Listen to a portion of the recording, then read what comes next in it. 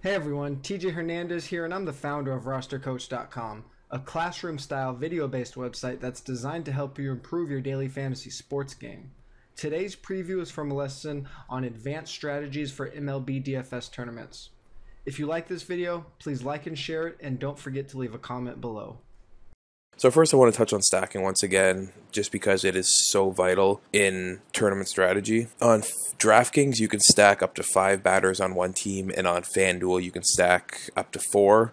So on this list of stacks you see here, obviously the bottom 5 can be applied to both sites, whereas the top 3 can only be applied on DraftKings due to the 5-man stack.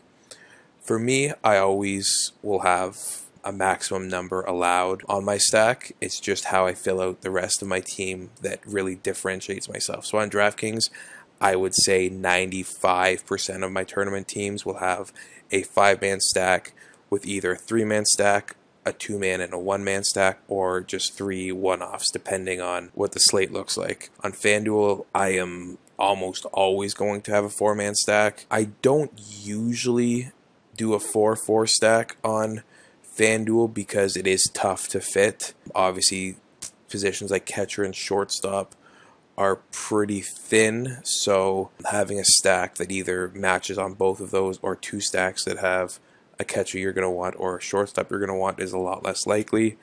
On DraftKings, it's a little easier to do a 4-4 stack because of different multi-positional players. But I'd say my most often lineup construction on FanDuel is probably the 4-2-1-1. You know, a full stack, a mini stack, and then just a couple either punt options that I need to play or just one-off plays that I think are in really good spots. Another very important thing, I guess it's not as important, but it's always good to be able to identify the chalk.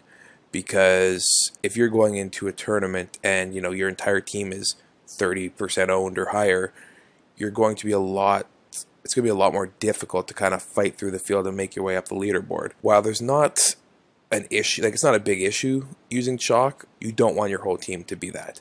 So different ways to identify the chalk. So for pitchers, more often than not, the 3, 4, 5 highest odds to win are going to be some of the higher owned pitchers, because wins are obviously important, and if the team's likely to win, they're probably facing a poor hitting team. Another way to identify chalk for pitchers is if they're facing a team that strikes out a lot. A lot of power hitting teams strike out a lot, so sometimes teams that strike out a lot, like say a top 5 team that strikes out is also a top 5 hitting team. So those pitchers might not be owned as often, but there's also obviously poor teams that strike out a lot, which would make them, a team to target with your pitchers. And finally for pitchers, obviously, if there's one ace on the mound, like if you have someone like Kershaw pitching, and then the next best pitcher is, Marcus Stroman, there's quite a difference in talent between the two, and there'll be quite a difference in price for the two of them.